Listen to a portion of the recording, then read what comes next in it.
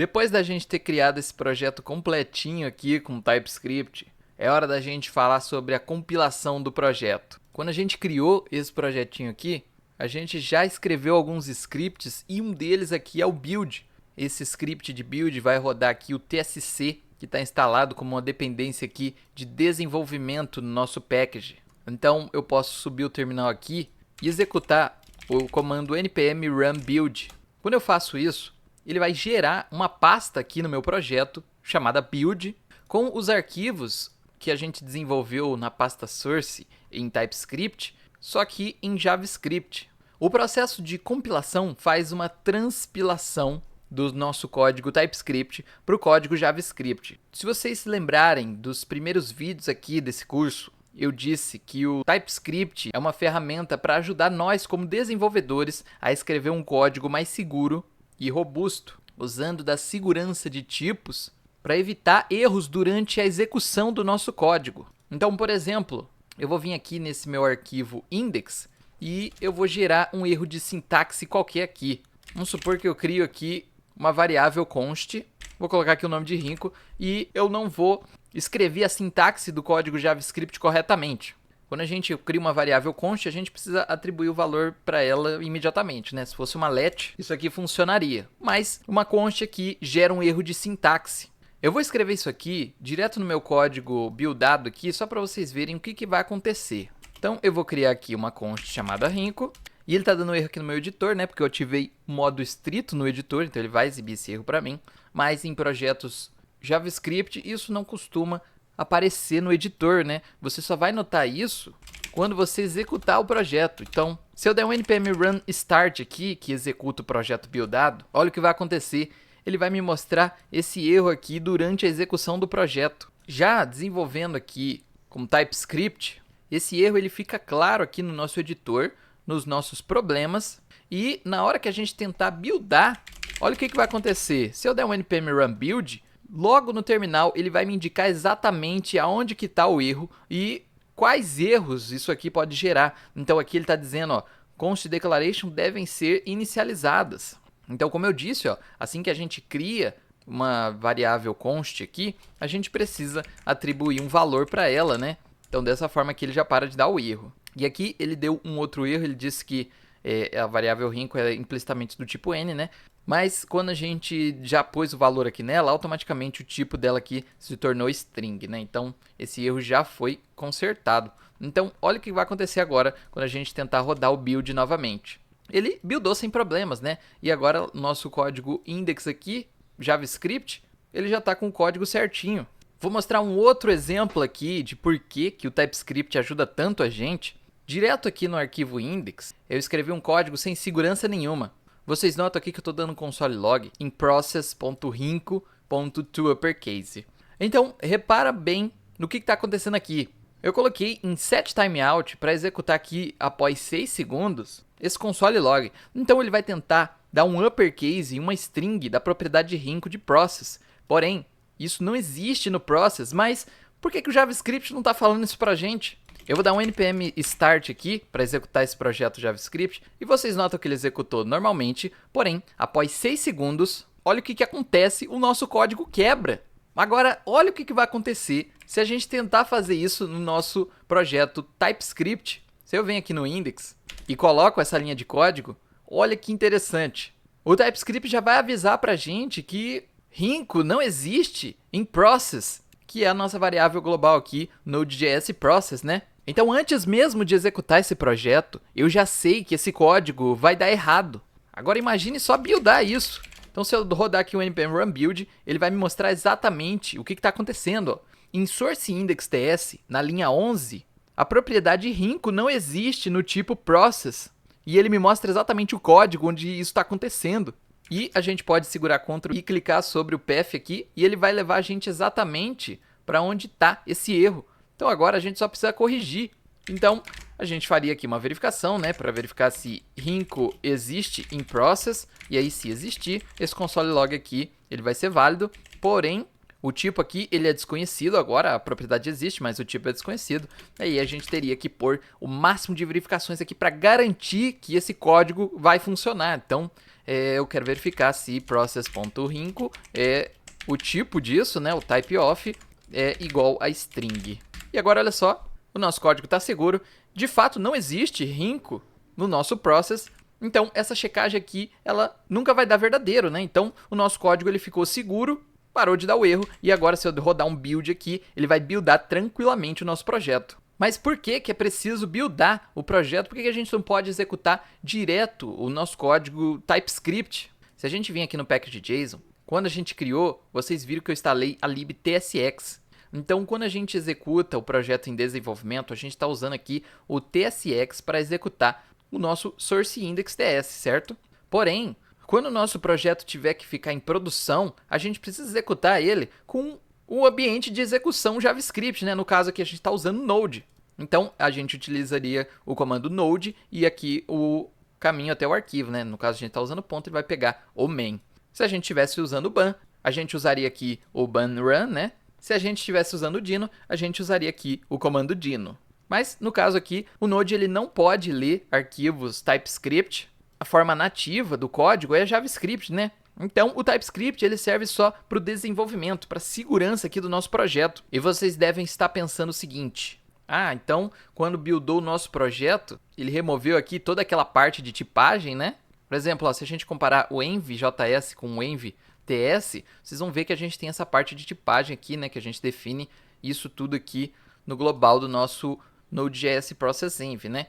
Mas aqui no nosso arquivo buildado, tudo isso foi removido, né? As tipagens foram removidas. Então, do que adiantou? Não serviu de nada? Não, serviu sim. Durante o desenvolvimento desse projeto, a gente garantiu que esse código JavaScript vai funcionar corretamente. Então, dentro dessa pasta aqui, a gente nunca mexe. A gente não pode alterar esses arquivos aqui, a gente não pode escrever sobre esses arquivos depois que a gente build o projeto. Tudo que a gente desenvolver tem que ser em TypeScript, para depois, quando a gente buildar, ele gerar aqui para a gente o projeto já bonitinho, sem nenhum erro, com a segurança de tipos toda já verificada durante o desenvolvimento. E o build é necessário, porque como eu já disse, o ambiente de execução aqui, que no caso o Node, ele não entende, e se a gente estivesse fazendo uma lib ou um site, também seria necessário buildar o projeto para ele poder executar com mais performance e com maior compatibilidade. Vamos entender um pouco sobre algumas opções que a gente tem aqui no nosso tsconfig. Quando a gente executa aqui o comando tsc,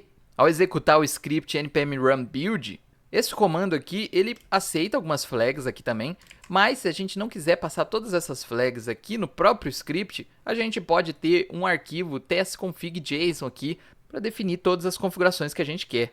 Uma das mais importantes é o strict. Se a gente define o strict como true, o nosso desenvolvimento TypeScript vai estar no modo estrito. Então eu vou mostrar aqui para vocês um pouco sobre essa opção. Eu vou deixar o strict aqui desativado e eu vou vir aqui embaixo, vou criar uma função aleatória, né? Vou chamar de main aqui e olha só o que eu criei aqui, uma função que recebe 2 argumentos. Porém, como o modo estrito está desativado, aí já se torna inseguro esse nosso código, né? Se eu passo o mouse aqui por cima, ele vai me alertar que isso aqui é um possível erro, né? Esses códigos aqui, eles não estão apresentando nenhum problema, nenhum erro, né? No nosso desenvolvimento TypeScript, porque o modo estrito está desativado. Então, como deveria ser isso aqui? A gente deveria definir a tipagem aqui desses argumentos que a gente está recebendo, para aí sim a gente poder utilizar aqui as propriedades dele com segurança. Então, deixa eu voltar aqui e ativar o modo estrito, e agora vocês vão ver que isso aqui vai gerar um erro para a gente. Inclusive, isso aqui vai impedir que o nosso projeto seja buildado. A gente precisa especificar o que a gente está recebendo aqui. Então, como eu estou querendo receber como arg uma string, eu defino aqui string, e no arg2 aqui é um objeto que contém a propriedade rinco, que é do tipo number, e aí eu posso utilizar os métodos corretos aqui, né? Se colocasse string não tem o toFixed, né? Mas com o modo estrito ativado, a gente garante a segurança de tipos aí, a verificação de tipos, a checagem semântica aí do nosso código, né? Então, essa propriedade strict é extremamente importante. Essas outras opções aqui são bem simples. Essa opção aqui, esse módulo interop, ela só ajuda aí a gente a fazer importações de libs que usam o CommonJS, né? O skip lib check aqui a gente habilita ele para que o TypeScript não precisa verificar os arquivos de tipo de todos os Node modules, né? Bem simples. O Resolve JSON Module aqui é só para a gente permitir importar arquivos JSON no nosso arquivo, e quando a gente faz isso, a gente transforma o arquivo JSON como se fosse um módulo JavaScript. Ó, se eu tentar importar o package.json aqui, vou importar aqui o package.json from, e aí eu passo o caminho até o nosso package.json e defino aqui um if, né? A gente tem que especificar que o tipo é JSON. E aí, dessa forma, ele tratou o nosso arquivo JSON como um módulo JavaScript. E com isso, isso aqui vira um objeto, onde a gente tem aqui todas essas propriedades do package.json, né? Agora sobre opções de build aqui, né? Deixa eu falar primeiro sobre o rootdir e o altdir. O rootdir é onde vai ficar o nosso projeto JavaScript. Então, ele está aqui na pasta source, eu especifiquei esse caminho aqui. Mas, e se eu colocar aqui um outro caminho? Eu vou escrever source da forma inteira aqui, né? Ele já vai dar um erro aqui pra gente, porque não existe esse diretório, né? Então eu teria que criar aqui, ó, source, e aí aqui sim a gente teria o nosso arquivo TypeScript bonitinho. Só que agora a nossa pasta source aqui, ela vai ficar dando erro, né? Então eu vou fazer o seguinte, eu vou renomear essa pasta aqui para source, e aí a gente tem que mudar aqui o include também, né? Para pôr a pasta source que a gente tem aqui, né? E o nosso base URL que a gente também usa, o CRC, a gente põe aqui source, né? Então dessa forma a gente mudou o nome da pasta onde está o nosso código TypeScript, né? E aí ele pode buildar corretamente aqui, né? Vou usar o npm run build e ele vai pegar agora da nossa pasta source. Então, ó, vou até deletar esse build que a gente tinha aqui e buildar novamente para vocês terem certeza. Então tá aqui, ó, buildou corretamente. E o altdir aqui, a pasta onde o nosso projeto em JavaScript vai ser gerado. Então é muito comum que o nome das pastas altdir aqui seja build, dist, alt, product. Tem vários nomes aí, dependendo do tipo da sua aplicação, né? Eu gosto de usar build, mas vocês vão ver também muito as pessoas utilizarem dist, né? Então agora, se eu buildar o projeto, ele vai criar uma pasta chamada dist com o nosso arquivo, com os nossos arquivos JavaScript, né? E aí, para executar isso, a gente teria que vir aqui no package.json e trocar aqui agora para dist, né? O nome da pasta onde está o nosso arquivo index principal. E os paths aqui, vocês já sabem, né? Eu já fiz um vídeo exclusivo sobre isso. Vocês já entendem como isso aqui funciona, né? Só que, como a gente alterou aqui o nome do altdir, você não pode esquecer de vir no package.json. Se você estiver usando paths aqui, tem que alterar o nome da pasta aqui com os arquivos JavaScript, né? Então, os imports aqui, eles estavam em build, né? Então, a gente vai clicar aqui para selecionar tudo, ó, dar um Ctrl D e troca aqui para dist, né? E esse é o nome da pasta que está o nosso projeto buildado. Então, se eu buildar o projeto e depois executar, vocês vão notar que ele vai funcionar corretamente. Só para a gente poder concluir, eu estou aqui em uma lib que eu mesmo criei para mostrar para vocês um exemplo aí de um projeto buildado. Então, essa é uma lib que eu tenho aqui. Ela é toda desenvolvida em TypeScript. Porém, quando a gente envia aqui para o NPM, a gente precisa enviar o projeto em JavaScript, né? Para ele poder ser executado em qualquer lugar que alguém baixar, né? Então, ó, se a gente vir aqui ver o código, tudo que a gente tem aqui é um package.json, um readme, né? Para a gente ter essas informações aqui. E a nossa pasta dist, que é onde o nosso código JavaScript foi gerado. Então, se vocês notarem aqui, a gente tem um index CJS, a gente tem um index MJS e a gente tem aqui os arquivos de tipo index.dts. Então, se eu vejo esses arquivos de tipo, aqui dentro contém a tipagem inteira aqui do nosso projeto. E se a gente vir aqui no index common.js, a gente vai ter um código JavaScript buildado aqui para suportar o common.js. A gente também tem o tipo modules aqui, né? Que ele já usa aquela sintaxe de import e export, né? Mas se a gente vê aqui algumas funções, ó, deixa eu ver vamos ver esse format aqui, ó. Em common.js a gente já tem as funções aqui todas buildadas para elas funcionarem corretamente. E aqui embaixo elas exportam utilizando lá o nosso módulo export, né? Aqui a gente usa aqui uma outra sintaxe para exportar os objetos. Se eu vejo aqui no formato módulo.js, aí ele já usa a sintaxe de módulo do JavaScript, né? Mas o que a gente tem que dar ênfase aqui é que esse projeto no NPM ele está buildado, né?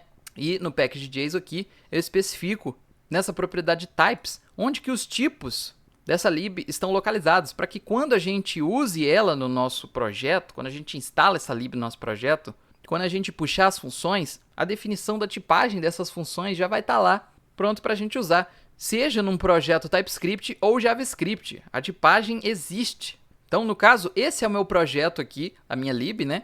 Então, se vocês notarem aqui, a gente tem uma pasta source e os nossos arquivos todos em TypeScript aqui. Então, esse é o projeto, é a source do projeto, né, o código-fonte, mas no NPM aqui, onde o projeto vai ficar, para as pessoas poderem baixar, a gente envia só o arquivo buildado, né? A gente não envia nada de TypeScript para cá. Então esse aí já é mais um dos exemplos do porquê é preciso compilar o projeto TypeScript. E só para complementar aqui, como eu falei para vocês que mesmo o projeto buildado, a gente tem lá os arquivos .d.ts, que eu já fiz o vídeo sobre isso, né? Os arquivos de declaração de tipo, eles são necessários para que mesmo o nosso projeto em JavaScript, a gente tenha a tipagem das coisas que a gente está importando da lib, né?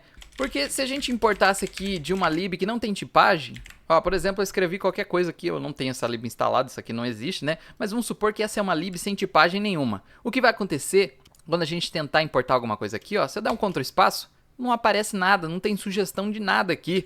Mas e se eu pegar aqui agora do Fastify? O Fastify ele tem tipagens definidas, então se eu der um Ctrl espaço, vai aparecer tudo que a gente tem para importar aqui. No caso, a gente só tem aqui esses dois itens, o Fastify e o Error Codes, né?